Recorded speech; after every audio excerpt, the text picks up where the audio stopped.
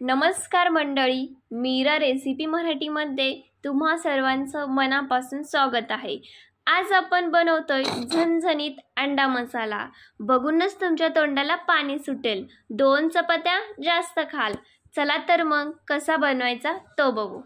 आपण ना इथे 3 अंडी उकडून घेतलेली आहेत आणि या पद्धतीने ते छान कट करून घेतलेले आहेत। मंडळी, आता आपण ना मिक्सरच्या भांड्यामध्ये घेऊया 1 टमाटर या पद्धतीने चिरून। आता आपण घेऊ 2 हिरव्या मिरच्या आणि 5 ते 6 लसणाच्या पाकळ्या, 1 अद्रकचा तुकडा। झाकण लावू आणि मिक्सरला हे फिरवून घेऊ। आता आपण कढईमध्ये घेऊ तेल, खडे मसाले। खडे मसाले चांगले परतले की खूप सारा बारीक चिरलेला कांदा आपण मऊ होईपर्यंत परतून घेऊ। एकसारखं मिक्स करत कांदा मी छान परतून घेतलेला आहे।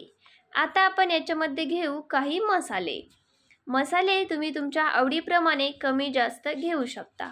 आता आपण घेतलेले आहे हळद, घरगुती काळा मसाला, मटन मसाला, तुम्ही इथे चिकन मसाला सुद्धा घेऊ शकता आणि लाल तिखट।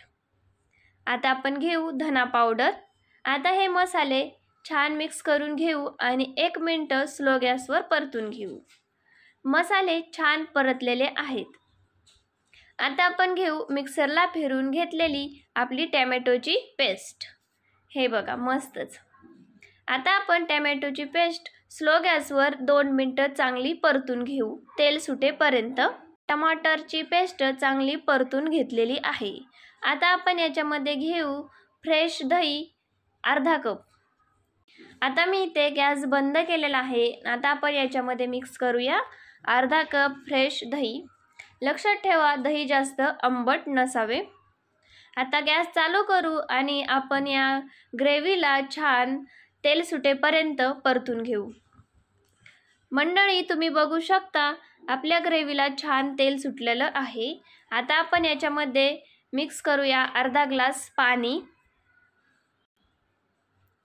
छान मिक्स करू। आता घेऊ चवीनुसार मीठ।